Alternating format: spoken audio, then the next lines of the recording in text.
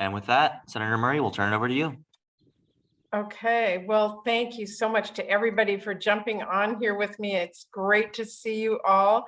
And I want to start by saying thank you to Commissioner Dean and to TJ and Sarah and Phedra for all your work helping to keep our state safely housed, especially during this pandemic, and for all your work even before COVID, because as all of you know, we are facing a serious housing crisis, and we were facing it before this pandemic. We have numbers from the National Low Income Housing Coalition showing that 68% of extremely low income renters in Washington state spend 50% or more of their income on housing costs. And that leaves just nothing for groceries and childcare and tuition and healthcare and everything else families are struggling with. And we know that this pain hasn't been felt equally either, as people of color in our state, especially those from our Black and tribal communities, are much more likely to have difficulty accessing stable and affordable housing options. So if we're going to build an economy that actually works for working people after this pandemic, then you and I all know we need to do everything we can to strengthen our housing infrastructure and address this crisis. So I've been pushing very hard in the other Washington to do just that. In fact, as you all know, last year I secured more than $500 million through the American Rescue Plan to help people stay housed in Washington state. And I can't overstate what a big difference the American Rescue Plan has actually made in lowering the costs of people's utility bills, getting emergency relief to our renters, and helping homeowners with their mortgages. But we got a lot more to do to increase the availability of housing that people can actually afford. Now, this isn't the entire solution, but one of the ways that I can do that is by fighting for more funding through the appropriations process. Every year, as a senior member of the Senate Appropriations Committee, I fight to get more dollars for federal programs to expand affordable housing and keep people housed. Whether it's been through the development of new housing units for low-income seniors, or through securing additional housing vouchers for veterans who experience homelessness.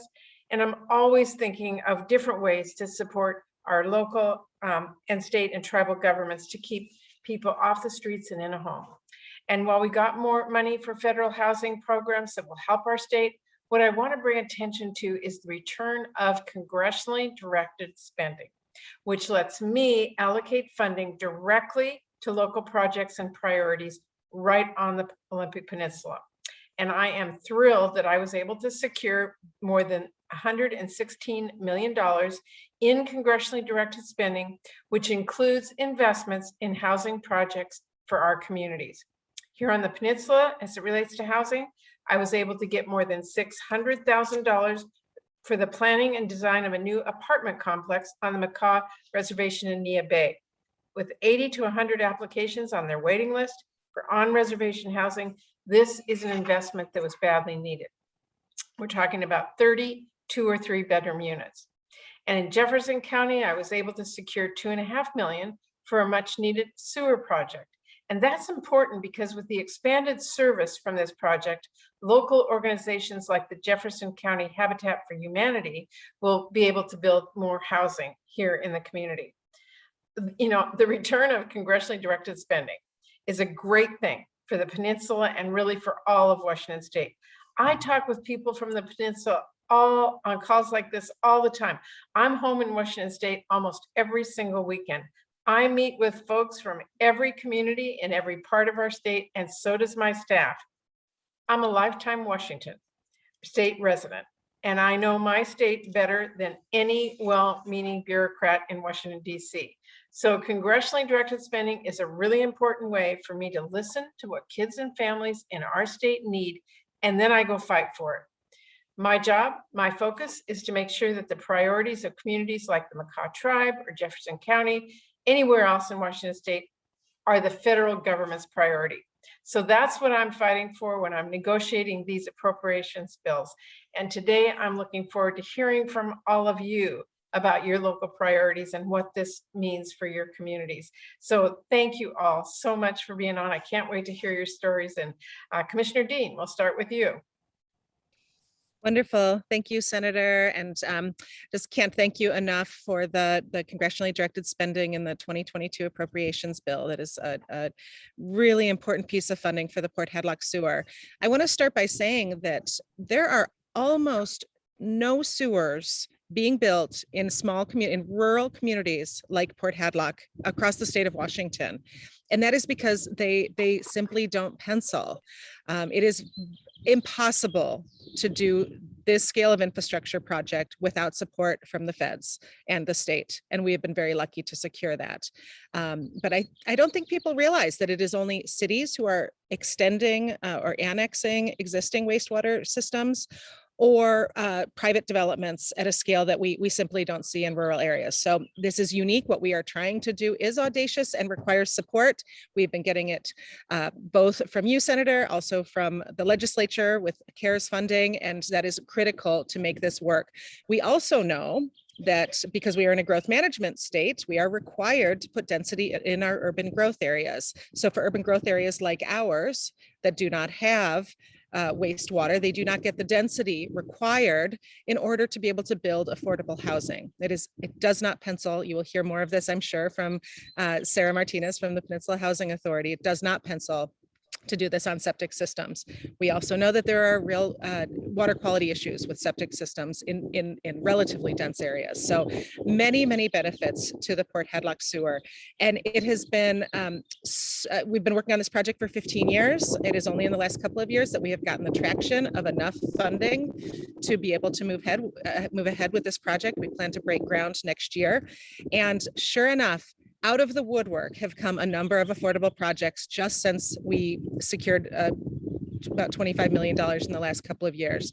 So wonderful to see that indeed these dollars are already making a difference. Organizations are already starting to invest in land within the urban growth area, because once wastewater is there, they will get the density they need to be able to make those pencil. 3 of our primary affordable housing providers have potential projects within the urban growth area, which they plan to build out. This includes Bayside Housing with the old alcohol plant. They would like to expand their transitional housing a great deal down at their existing site. Habitat for Humanity is in the process of purchasing a property to build 130 units in behind the library and school in Port Hadlock, a very important site. OLICAP, Peninsula Housing Authority, have properties within the urban growth area that would be served by this. This is indeed a game changer. So just happy to go into further conversation. I'm not sure if we want to have questions or hold off, but just want to say that this project is the largest infrastructure project we have taken on in Jefferson County in decades. It will be critical for providing local employment,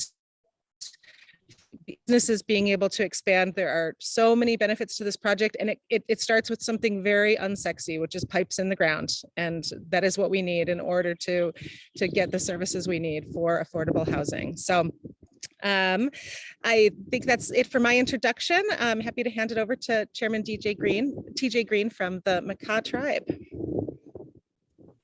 All right. Thank you so much. It's great to hear about the other projects going on in the state as well. On behalf of the Makah Tribe and the Makah people, Senator Murray, thank you and your staff for all of the hard work. We know that both domestically and internationally, it's a trying time for you right now. So we appreciate you taking the time to talk about these issues that are important to these rural communities here. Very thankful for that.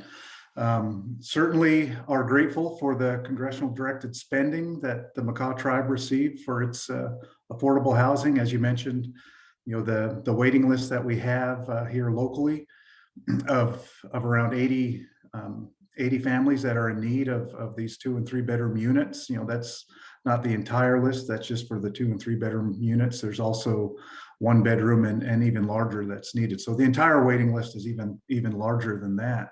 However, this is our most significant area of need. And so this, this apartment complex that we're working on and doing the planning and design is really critical first step. And this congressional directed spending will make that happen, and we'll be able to move forward with other means on the construction phase, which we have a lot of experience in doing, and some things that you helped out with before in terms of low interest USDA loans.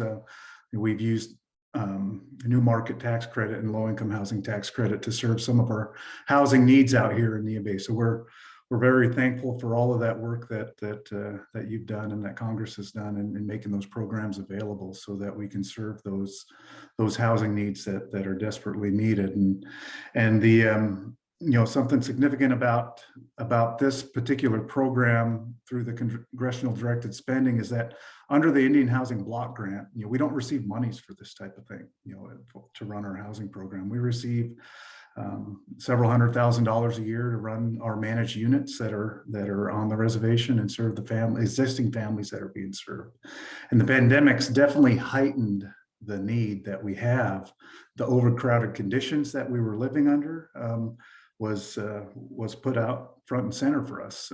Those were during the pandemic. Overcrowded conditions in a household was a health hazard. So we had to give up some of our enterprise stock to serve the needs of those people that were living in living rooms and things of that nature for years. And so this is going to take a big big chunk out of that need, having 30 families or so served by this project that we're planning. We're going through the land designation process right now, to site this facility. We have a general idea, but just going through some of those final, you got to go through that surveying and geological reports and those sort of things. And so this will help complete that process and to design, that apartment complex that we drastically need here. So thank you for the work that you do. Thank you for seeing, the need and realizing that, when you put a roof over someone's head, that's important. That means a lot to that person, to that family, to their quality of life that they can have when they don't have to worry about having a roof over their head that they can care for and raise their families in. So appreciate that you recognize that, Senator. Thank you so much. Thank you. And I'm handing off to somebody. I missed the name here. Sarah, I think is going to go next. Thank you. Thanks, TJ. Appreciate that. So I appreciate being asked to come and talk today, specifically about some ARPA funding that we received. The Housing Authority is a USDA Rural Development 523 grantee. So we've been a grantee of that program for probably about 15 years now, and built well over 120 houses between Jefferson and Clallam County in our time as a grantee with that program. And if you're not familiar, it's a technical assistant grant that allows the Housing Authority to help low to moderate income households build a home through a community building program called Mutual Self-Help. And they earn sweat equity by putting hours in and constructing their own home. In all the years that we've been doing this, nothing could have really prepared us for what the pandemic did to our self-help program, specifically relating to the cost of lumber and sheet goods.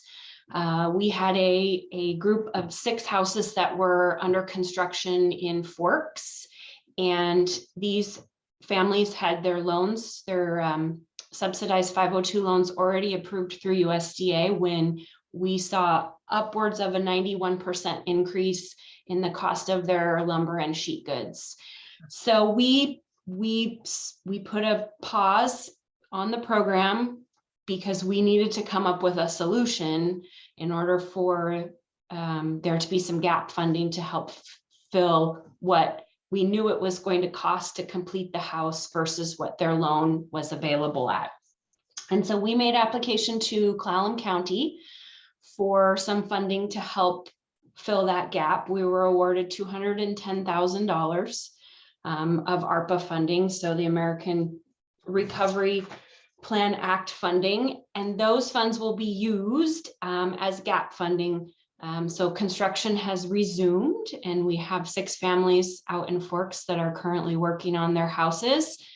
We have seen the cost of goods come down a little bit, but I don't anticipate we will return to where we were pre-pandemic. And so these funds will be utilized through our down payment assistance program.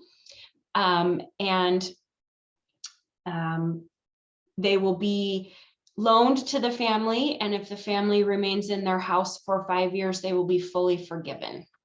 And so it's a great opportunity for them to build equity, and a very important first step in building wealth and owning an asset that they could have for the rest of their life, or however they see fit to use it. So it's been great. Appreciate that so much. Yeah.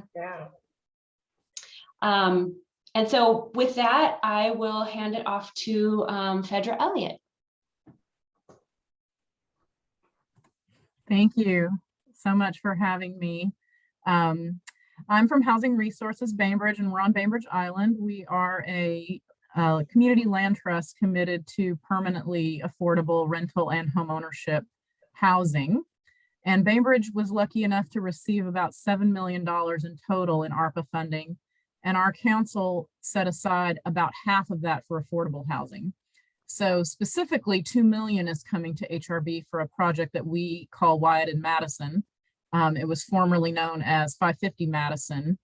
And back in 2019, our housing authority, Housing Kitsap, put the 550 Madison building up for sale. They needed to sell that home or that residence for their own financial reasons. It had 13 units of 1 and 2 bedrooms. It served very low income residents, many of whom had lived there for many years. We put an offer on the project, but several market rate developers also did. And so obviously our offer was lower than theirs. But we really wanted the housing authority to choose us because we would keep those units affordable. At the end of the day, however, we were able to work with a developer whose offer they did accept, a higher offer. We developed a partnership with him, and he has agreed that when he redevelops that site with 70 units, he's going to sell us 13 units to replace the 550 building at his cost to build, so no profit for him. So at the end, we're going to own our 13 units and the ground under our units, but they're going to be fully incorporated into the overall development. So anyone walking by wouldn't know the difference between our units and the other units. It's a great example of kind of a mixed income community, which is really great. And we would love to see these units replaced. We only have 291 affordable housing units on Bainbridge Island, and this is a very high income, high cost community. So losing 13 units of affordable housing is a terrible thing. So we're really excited that we're able to use the ARPA funding to help replace those units. And we're working on the project will begin. I think it's going to break ground early next year, and we'll be hopefully finishing up sometime in 2024. So we're really excited to have received that funding. It's done a lot of good here.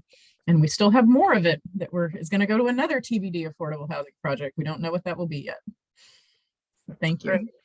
That's great. Well, I think we got everybody. Thank you so much for taking the time to share this with me.